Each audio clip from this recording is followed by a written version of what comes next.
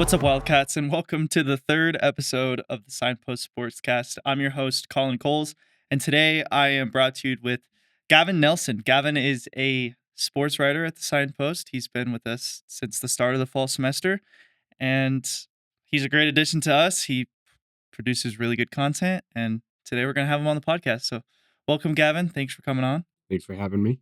Today we're just going to be the basic, same simple thing. We're going to have a 4-section segments where we're talking about what we're doing at the Signpost, some news around what happened in other sports at Weber State University, and then some professional updates around the NBA, the NHL, and other professional sports. And then we'll top it off with what sports are happening at Weber State for students or anyone else that would like to go to. So, starting it off in the first segment, we got recent stories covered from the Signpost. So, Gavin, you recently, 2 weeks ago, you wrote about the NAU Lumberjacks defeating Weber State in the Red Rock rivalry game. And then recently, this last Saturday, the Wildcats fell for their 4th loss in a row to Idaho State. So, talk about that. I mean, you went to those games, you wrote about those games. So, what's your assessment on the team so far? So the NAU game was kind of a weird game because you look at it and you think it was a blowout, which I mean it was, but defense played really, really well. Other the other than the first play of the game where there was a big quarterback run that ended up in a touchdown, but Richie threw 2 picks back to back, and then NAU starts from inside the 25. They start in the red zone, so it ends up giving him 14 more points, and defense played really well the rest of the day, only allowing 6 more points. But the offense just couldn't get anything going, stalling out in drives and only coming away with 2 field goals. So, tough day for the offense there. But this past Saturday, with the Idaho State game, it was the opposite. It was offense played well. Offense scored 35 points. Richie Munoz had 315 passing yards and 4 touchdowns. And Gavin Godley, true freshman, who was really come onto the scene. He had his first 100-yard rushing game of his career, and hopefully not his last for Weber State. But the defense struggled against the passing attack of Idaho State. Idaho State's quarterback Kobe Tracy had 348 yards and 4 touchdowns. Rush defense looked good, only allowed 159 yards, but allowing that 358 yards from Idaho State really hurt him. And so this was the first time since 1984 where the Bengals had beat the Wildcats in Ogden, and the first time since 2014 they've beaten the Wildcats, period. And the other hard part about it is the old Train Bell Trophy, which hasn't been played for since 1975, and it was brought out this year. However, Idaho State got it, even though it was in our archives for 50 years. Now Idaho State gets to bring it back, so they feel pretty good about it. Their season's not going very good, but they beat us and we're their Super Bowls, so they were pretty happy about that. During that game, I'd like to talk about the Idaho State game. I'd like to talk about that last second quarter drive from Weber State. We had the ball. We were down by 1 possession. We got the ball back after Idaho State had an impressive drive with a wide open receiver, which led to an easy touchdown. But we got the ball back. We had about a minute, or it was like 54 seconds left on the clock. And instead of trying to do what Idaho State just did to us, they had it was like 3 drives, three plays. And let me look this up, but they scored on us and we just ran the clock out. We had 53 seconds. We ran the ball once, wasn't what we liked. So we just ran the rest of the clock out. And if you look at the score, that's kind of what the game came down to, was that halftime, because second half, both teams were at each other's necks. Every possession, we scored, they scored. They scored, we scored. But that halftime decision from head coach Mennel wasn't. I mean, that was kind of the decider of that game. Just running the clock out with those 54 seconds instead of at least trying to go for a field goal or trying to get sharp or record for a deep pass because Richie had a couple of those today or on that game against Idaho State. Idaho State had bad man coverage defense, and Richie was able to capitalize on that, which is why he had those 315 yards. But why not try and capitalize on that in the first half instead of trying to have a quarterback battle in the second half? It just didn't make much sense. Yeah, in the post-game conference, Coach Mennel said that they didn't wanna stall out and then punt it and give them another drive, but, I even with that reasoning, I don't see the reason behind it. I don't think there was enough time that if we did fail to score, if we would've punted it, they would've probably just kneeled it anyway, and especially with them getting the ball in the second half, you've gotta go. Gotta You've gotta go. try. Yeah, you've gotta go try. So, um, it was really disappointing seeing that, and it seems like those bad decisions have just been the calling card for the Wildcats this year. Well, that drive for Idaho State was a 5 play, 75-yard drive that resulted in a 20-yard touchdown run. But they had Kobe Tracy had a 37-yard pass to Ian Durate to put him down on the Weber 20. So Idaho State got the easy win over Weber. Like you said, they got the Train Bell Trophy, first time it was played since '74, and we did win that last game when the last time it was played.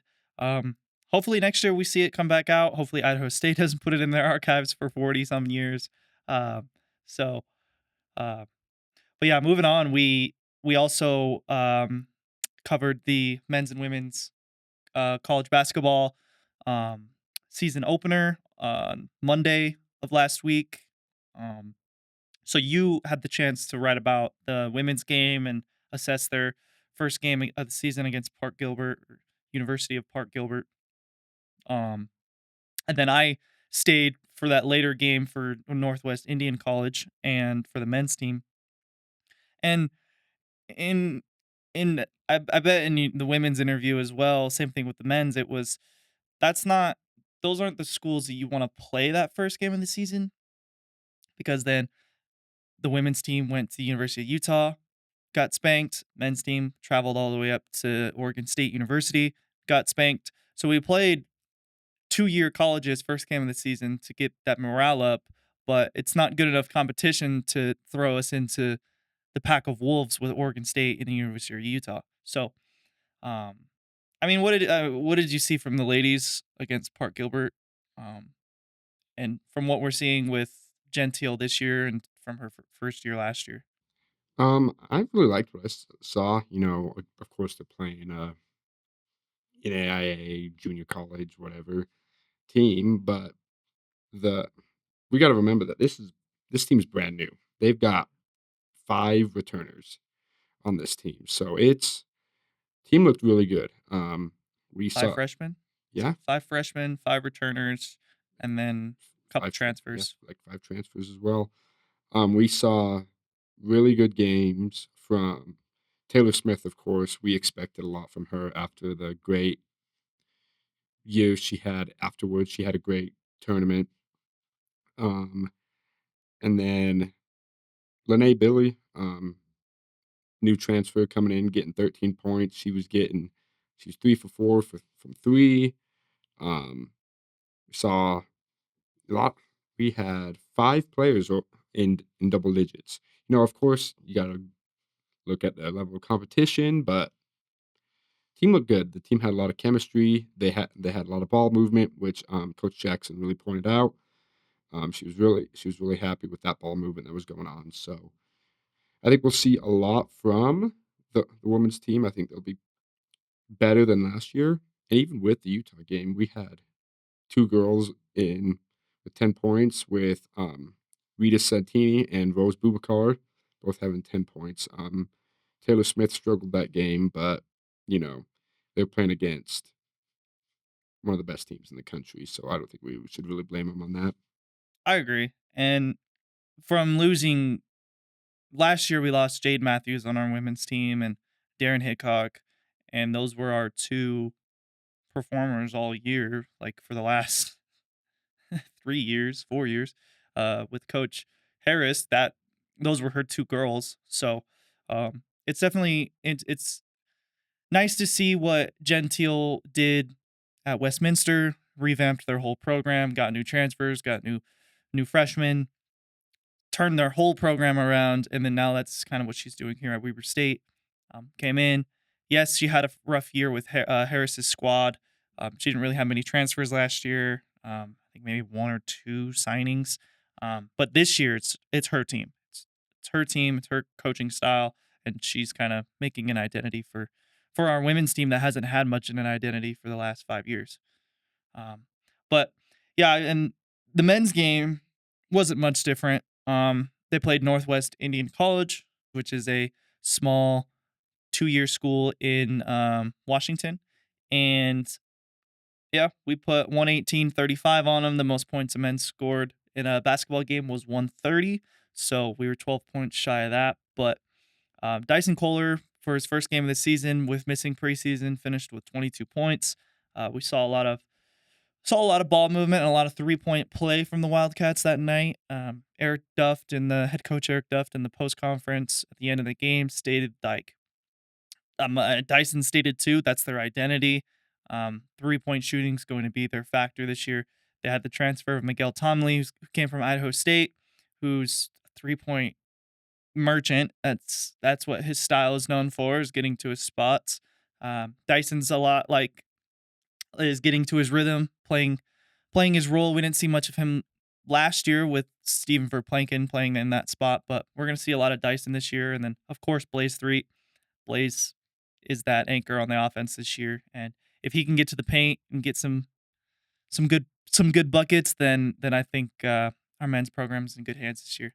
Yeah, and I think, and especially with Viljami Vartiainen, um, we saw a lot of flashes last year. We saw how he really showed flashes of being that shooter, that great shooter.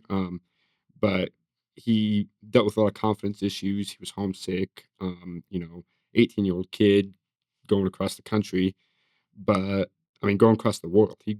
He's from Finland, but over the summer he played in the junior Euro League or like some junior league, and he won. I think like he won an MVP there, and so he played really really well in Europe, and so he's really coming into his own. You can see that his confidence is up. He put on some muscle. He looks a lot stronger out there. He doesn't look like he's running around with his head cut off. So I think we're gonna see Viljami's really gonna be like a star for us. Yeah, yeah. With the likes of Dylan going to the NBA, we needed someone to step up, and it's either going to be Blaze, it's either going to be Miguel, um, Dyson, or even Viliami. Viliami,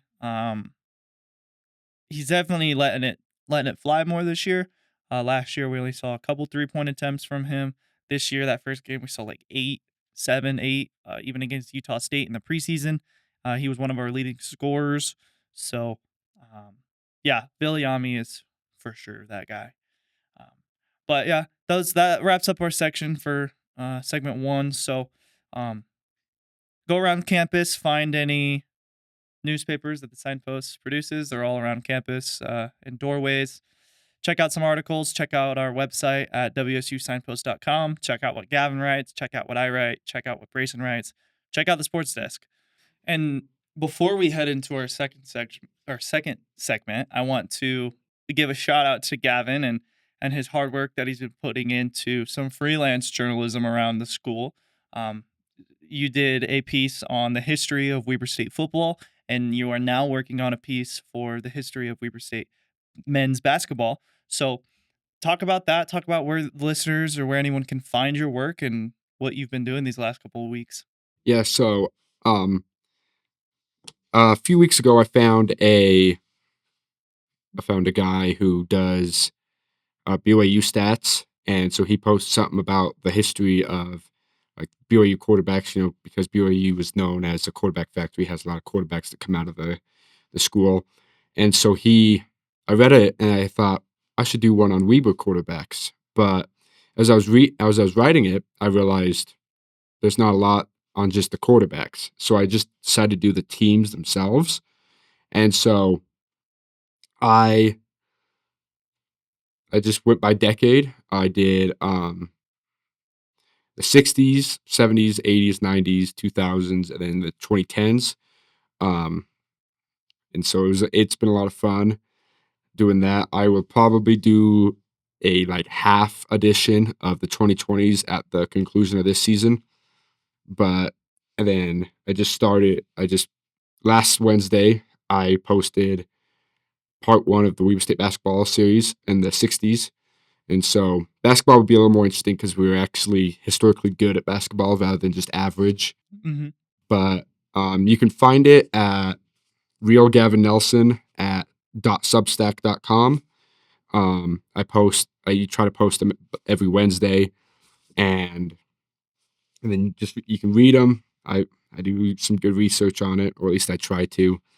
And if you're wondering about Weber State sports, Weber State basketball, then Yeah, and we'll put that in the description of each YouTube video, and definitely as a signpost, we were thinking about getting that published, and we're having talks about wanting to publish stuff like that because um, the signpost has been a student newspaper for a very long time, and there's a lot of archives and there's a lot of stories that students don't really know about. Weber State is a huge foreign exchange student school. There's a lot of students that come from Nepal and Japan and China and all around the world. And so we don't have a lot of school culture and a lot of school history here. I mean, we have the history, but the culture around the history isn't there. And so it's awesome that you're taking the time to write something that probably hasn't even been thought of in a while. So, yeah, let's give a shout out to Gavin. That's awesome, and we'll put those in the links, and we'll shout that out this week when we publish this. But heading into our second segment, we have some events that happened around campus these last couple of weeks. Volleyball, women's soccer, men's and women's cross country in the Big Sky, and then women's basketball with University of Utah. So we'll just start off with volleyball. You go to volleyball quite frequently. Want to talk about that and how the ladies have been doing this year? yeah. So after a somewhat rough start to Big Sky play, um, the women's team has really just turned it on. Preseason was really rough. It included like some tournaments, getting swept in a tournament, um, getting swept by the Utah schools. But you know, losing to Montana State, losing to Idaho State, losing to Eastern Washington. Um, just kind of an average year for the girls. But after that Eastern Washington loss, the Wildcats really turned it on. They had win against last year's um, regular season champs, Sacramento State. Um, then a win against Portland State.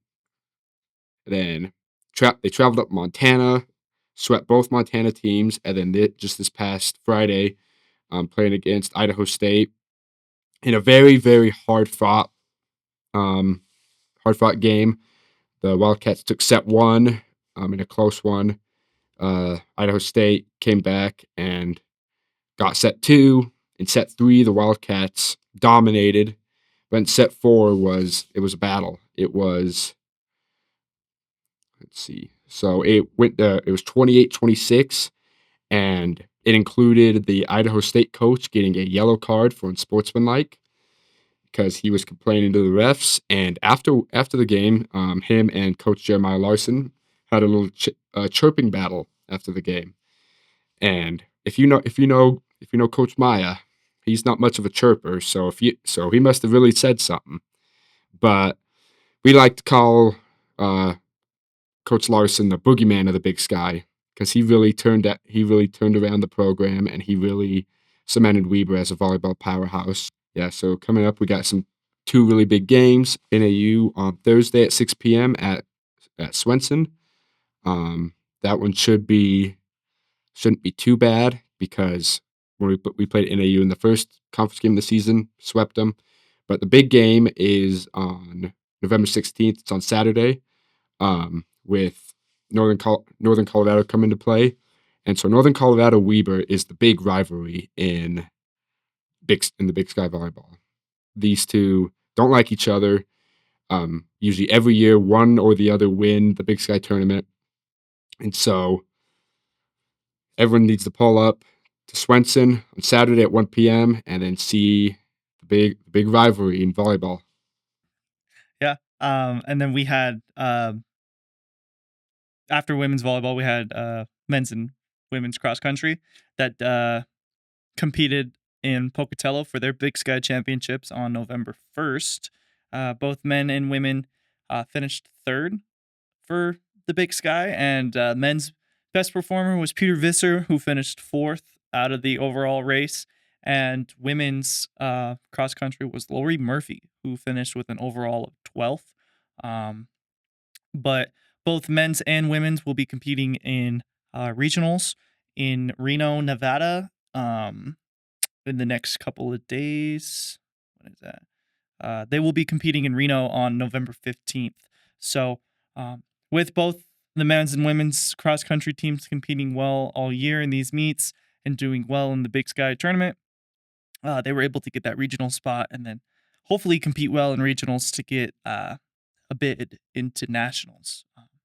Weber State cross country nationals would be pretty cool to see. We had hockey compete in nationals for Weber recently, and then last year, and then we had men's soccer who competed just a few weeks ago in Oregon. In regionals, Yeah. yes. Yeah, in regionals. And we also saw two throwers for Weber State compete in the Olympic trials. Yeah, that is right. But yeah, and then after women's and men's cross country, we had women's soccer. Women's soccer fell short of the Big Sky tournament. They did not make the bid. That deciding game was the loss to Northern Arizona on October 25th. They gave up a penalty in the 25th minute, and then Sammy Sofonia scored in the 31st to tie it. But they couldn't keep the Lumberjacks away. They scored in the 62nd minute, and NAU took that 2-1 win. That 2-1 win eliminated Weber State from women's soccer Big Sky qualifications. And then their senior night on the 27th, they lost 3-0 to Montana, the University of Montana. But in women's soccer, Sacramento State did take home the Big Sky tournament, and so they will be competing in a regionals tournament. Yeah. I think nationals. Is it national? I think it's I don't think there's a regional tournament for women's soccer. But Sac State won it. Yeah. And yeah. so they're going to a tournament. They will be going to a tournament if it's regionals or nationals. Yeah. But yeah, women's soccer's done. They had a better year than they did last year. One win better. Yeah. And I think 2 draws better. Yeah. So statistically, they had a 5-point better season. I don't know how Craig assesses that and thinks that his I don't know how Coach Sanders feels about that at all. I mean, they went, what is that, like 2-3 and 20 something in 2 years. Yeah, but I have don't quote me on this, but I have heard rumors that he is stepping down after this season. But guess we'll find out. Don't quote me on that. I don't think the ladies, the soccer program hasn't been doing all of that since the loss of Mikkel Moss, who graduated and is now the goalkeeper coach at the school. But with the likes of her in the post, I mean, we're letting up goals left and right, and the ladies had kind of the same year as what they did last year. Yeah, and we got to remember that the women's team was a powerhouse like 10 years ago, even 5 years ago. I think it really comes down to Coach Tim Crompton becoming the AD, and because after that we just kind of saw a fall off from the women's team. Coach Crompton, he won a national title with the men's team, and then went and won a lot of conference titles with the women's team, and then he became the AD. and after that, it just seemed not to go anywhere. So Yeah, and with the likes of the men's team not being regulated by Weber State anymore, they had to compete in club play, and so they're playing regional tournaments in Oregon and having to pay for that out of pocket.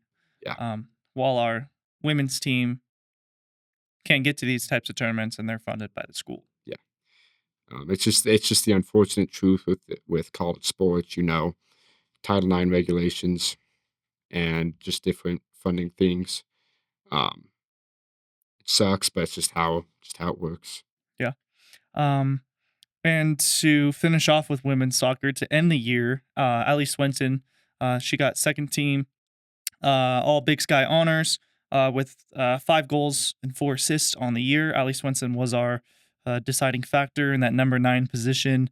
Um, she led the front three. She was on the left side, the right side, or even playing striker. She led that front three. Hmm.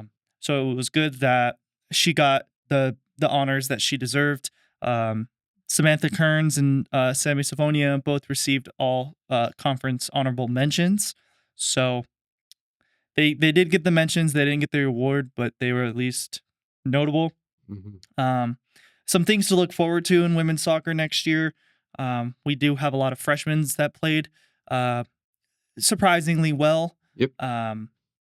Bella Sackett at center back. Hmm. And then we had a couple midfielders in there too. Yeah. Um, And then we only had 4 seniors, and so Ali Swenson's coming back. All three of our all conference honors, they're all coming back. Hopefully, who knows anymore? But if everything goes right, they're coming back, and I think that and got a lot of good recruits. Got a lot of good recruits coming in next year, and so I think the women's team will be. I think they'll be okay. maybe a coaching change is what they need. Um, Craig is a very defensive style coach, very possessive style coach. And maybe that's just something that the ladies need to turn away from. Mhm. Maybe they need something more attacking. Um, I don't know. We'll see going into next year, but women's soccer is concluded. So, um, good job, ladies, and best of luck next year. And then to wrap up segment 2, we'll talk about our men's hockey program. So, Weber State Club Hockey, they just got home from beating Utah State on October 25th, traveling to Montana, going 2-1 against Providence, Montana, and Montana State. And they just finished 2 games at the ice sheet with a 3-0 win over the Utes and a 7-1 win over Utah Valley. So, Wildcat hockey is back. We had, just like women's volleyball, we had a rough, rocky start to the season with losses to Utah State, very close loss to the Utes, um, a loss to Montana State at home. Lost to Montana. And so it was a rocky start to the year, but it seems like our hockey program's coming back to life. We mentioned in the first episode that our team looked a lot smaller from last year, and um, they weren't playing the puck as a team. They were Mhm. playing individual style hockey. And now it seems like Coach Ruhan has kind of changed that individual style play. And now the team is playing more fluid, very, very flexible on the ice. But then that comes in with the defenders of Abercrombie coming back. That comes in with Howell playing defense. So, and then in goal, having Yancey in goal is a huge factor. Yeah, but Yeti is out indefinitely with a torn MCL. Oh, So, but Trey Hirschfield has played really well. He pitched a shutout against Utah. Utah. But yeah, losing Yancey's a big loss. He was our main guy last year, and we wish him a speedy recovery. Yeah. And our goalie spot has been our huge spot for the last 4 some years with Kyle Lane, and then with Kyle graduating, Yancey coming up through the Mustangs program, getting that starting position last year. Um, yeah. It let's hope Hirschfield can come in and fill in those posts, because that's what the Wildcats need, is a consistent goalie. We have the defenders, we have the forwards. As long as they can stay consistent in goal, and we continue to beat Utah State, we beat the Utes, and we beat Utah Valley. I mean, those are the games that really matter, and those Montana games. Those Montana games are huge. Moving on to segment 3, we're going to be talking about some pro sports. A lot of things starting up, finishing up, concluding, and just kind of starting up. So we'll kind of start off with the World Series. The Dodgers defeated the Yankees 4-1 to win the World Series.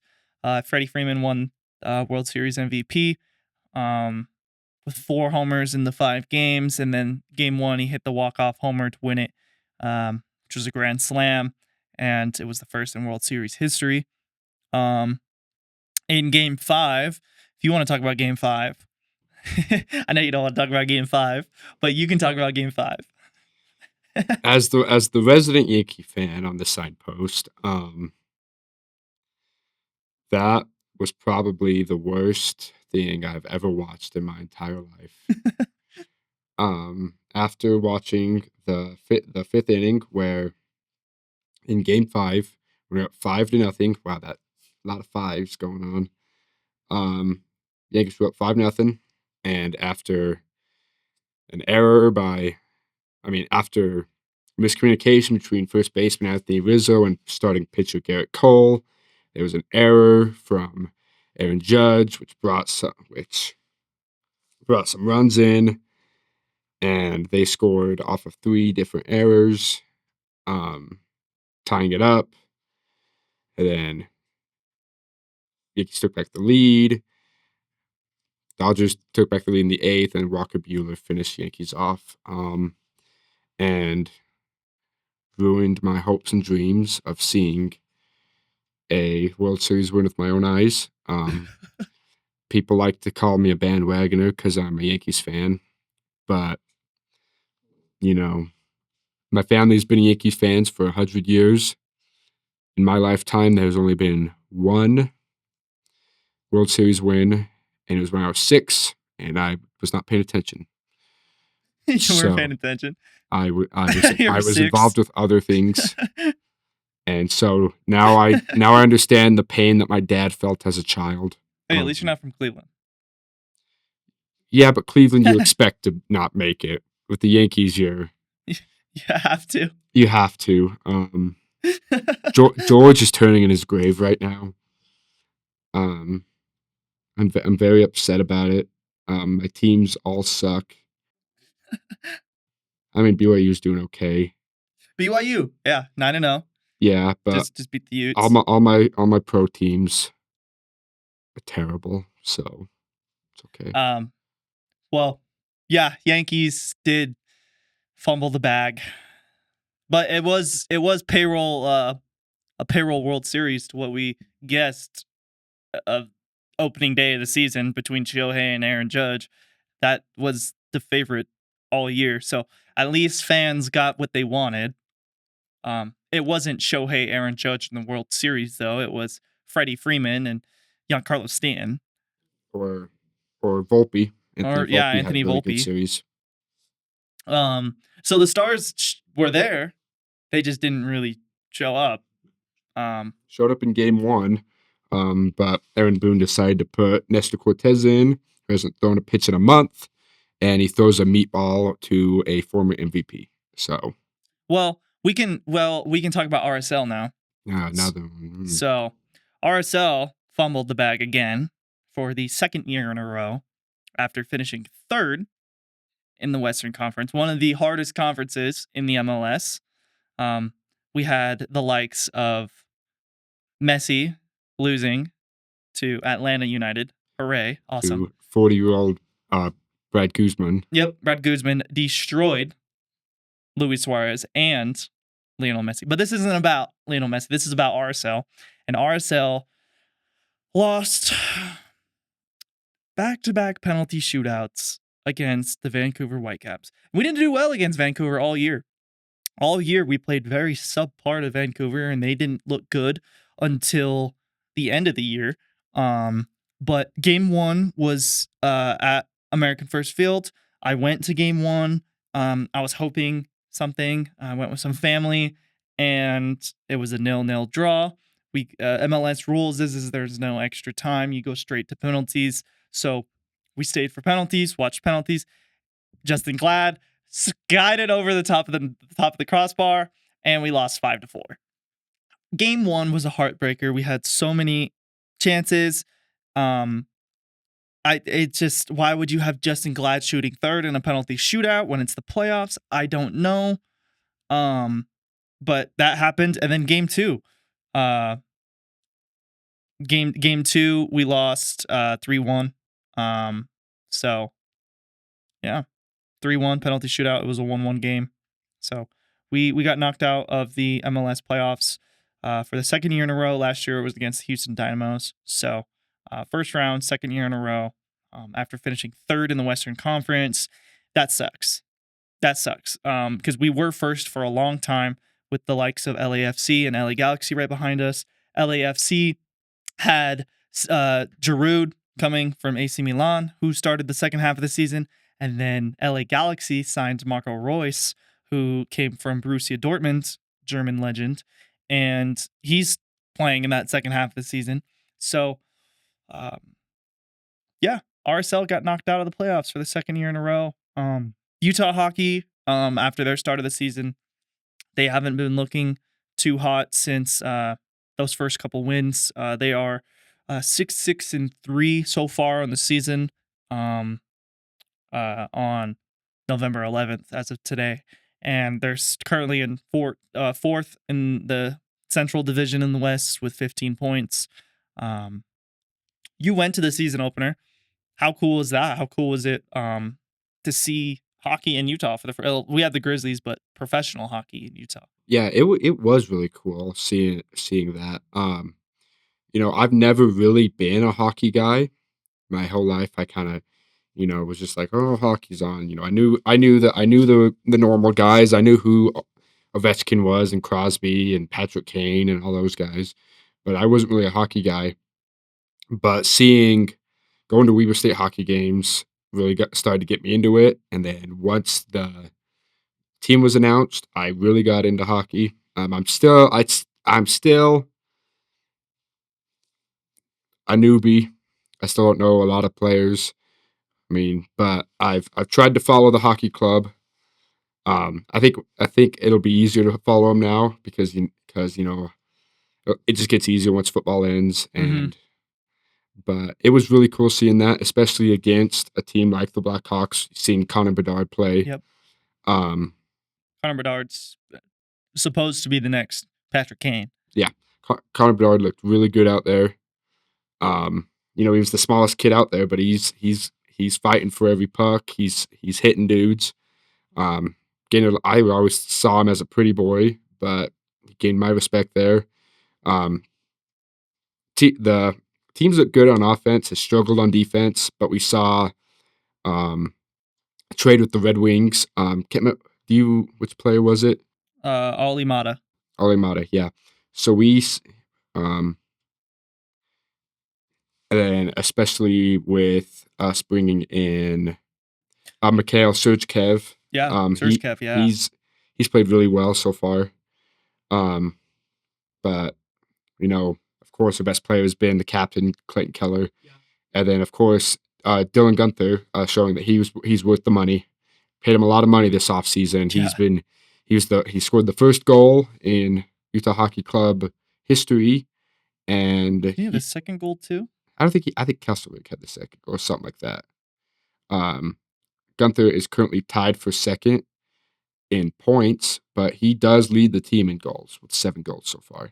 Well, you're saying the offensive movement. Keller he's leading the team in points with 6 goals, 7 assists, and then Nick Schmaltz, the center, is leading the team in assists with 12. So the puck is moving well offensively for the Utah Hockey Club. So maybe with the likes of Ollie Mata coming in, helps a little bit more on defense. But yeah, he's kind of an offensive style player too. He does get up there and move with the line a lot. Um, but yeah, Utah Hockey Club is currently 6-6-3, and their next game is on November 13th, which is at the Delta Center against the Carolina Hurricanes. I might go to that one, and then they play the Vegas Knights on the 15th. Delta Center. I'm going to the one on the 19th. Yeah. So there's a hockey club, and then we have the other team that plays in the Delta Center, the Utah Jazz. The Utah Jazz aren't looking too hot. They haven't done much. They didn't do much in the offseason either.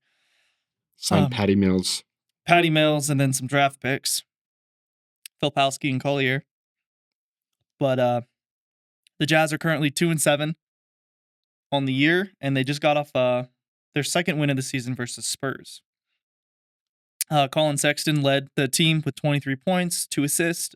Lauri Markkanen finished with 20 and 6 rebounds. John Collins came off the bench with 15 points with 10 rebounds. And then, the Jazz, they're 2-7 to start the year. They didn't do much in the offseason. I mean, you can't expect to do much when you don't give Lauri or Collyn any other pieces. They didn't make a move for any free agents. So yeah, I think Danny Ainge's view on this is he wants to do what he did with the Celtics, kind of just blow it up and let the draft picks come in. Yeah, and at this point, I'd honestly prefer if we just lost every game and just tanked and tried to get Cooper Flagg. Yep. Because Cooper Flagg he's played 3 games so far. Imagine Cooper Flagg and Lauri Markkanen. And Walker Kessler. That'd be insane. Yeah, that's like the whitest team of all time. Two white Americans. And then Collyn Sexton at point guard. Yeah, it's a man can dream, can he? They're probably gonna rig it and give it to the Thunder, or the Rockets, or no, or give it the Knicks or someone. Get some or the Nets, some big. It can't be the Knicks. They'll give it to a big market team. They'll give it to someone. But it's a man can dream about that.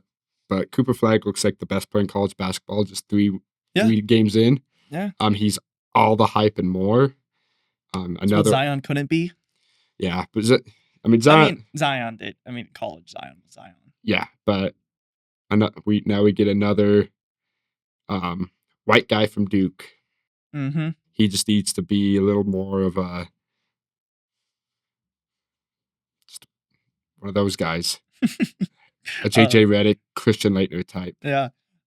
Staying on the NBA, we have a little section of Dylan and Dame that we're gonna start doing. So Dame graduated from Weber State. It's many of you probably don't know that.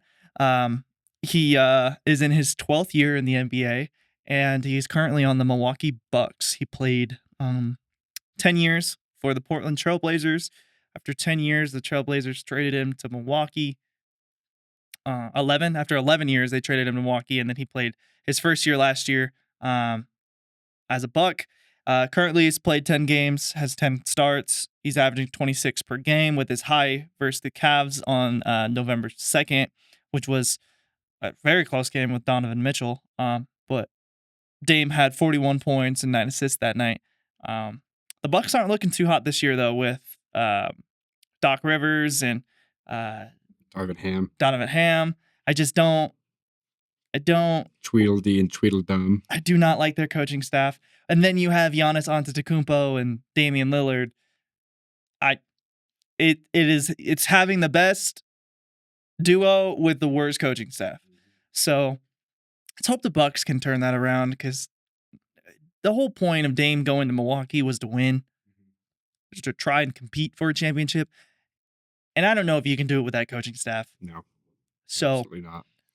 Doc Rivers has made so much money because he won one championship with the Celtics 16 years ago. He has ridden that thing forever. Nothing with the Clippers. Never even made it to the conference finals with the Clippers. Just not a good coach, in my opinion. Yeah, and I think the Bucks are like closer to the end of the bottom tier of the Eastern Conference. I mean, we're only 10 games in, but still. Um, Cavs are 11-0 to start the year. They're one of the best. They are the best team in the NBA right now. They have a game uh, coming up to see if that goes to 12. The Thunder are just shy of them. They had their second loss of the season last night to Golden State, but they were 8-2. So, but then this to wrap up our pro sports, we'll talk about Dylan. So, Dylan graduated, or Dylan got drafted from Weber State last year um, by the Washington Wizards, and then was then later traded to the Oklahoma City Thunder for a couple second round picks, trade swaps. So what? So have it. So he made his NBA debut against the Portland Trailblazers on November. Well, those were his first points. Yeah. His first points were against the November 1st versus the Trailblazers. He finished with 7 points, 4 rebounds, and 2 assists. He's played in 9 of the 10 Thunder games, making short appearances closer to the end of games, end of last 30, 40 seconds of quarters. But so far in his first 9 games, he has 16 points, combined 15 rebounds throughout those games, 5 assists, and 2 steals. So Dylan's starting to make his name on that roster. He got first quarter minutes against the Trailblazers. He got first quarter minutes, I want to say, against the Rockets too. Yeah. So they kind of trust him. He's going to get into that rotation a little bit more. They are playing AJ Mitchell a little bit more than Dylan, which I think they're both identical players. But yeah, another Weber State stud in the NBA. So it's cool to see. And to finish up episode 3 of the Signpost Sportscast, we're going to wrap it up with some upcoming events for Wildcat students to come and attend. Have you started off? Yeah, so football will be heading up to Moscow, Idaho to play the Idaho Vandals at the world famous Kibbe Dome. We're not expecting much this game. But knowing the Wildcats, I think they'll probably play a really good game. They might even come out with a win because they play to their competition. Idaho's been really good this year just to deal with some injuries. This game was going to be interesting just because we'd be playing against former Wildcat Abe Williams, but Abe is out for the season with a broken arm, so we will not be seeing that. Yeah. That sucks. What game did he break his arm? A few games ago. I can't remember. I don't know for sure, but he's out for the season. Yeah. And Abe last year was one of our leading punt returners and one of the best cornerbacks on our roster. And then hockey, after those 2 wins at the ice sheet, we'll be traveling to the University of Utah on Wednesday, November 13th. And then shortly after, they'll go right up to Logan on Friday and play Utah State on the 15th. Both games are set for 7:15. Every hockey game is set for 7:15. And then women's basketball will be playing San Diego this Tuesday, November 12th, at the D. And then on November 16th, they will be traveling to St. George for a game against Utah Tech, which is at 7 p.m. Then men's basketball will be heading to Reno on Wednesday to face the University of Nevada, former Big Sky team. Then we'll be heading to Hawaii along with Collyn, go on Sunday, November 17th. And then the team will be back at the Event Center on November 22nd against UC Irvine.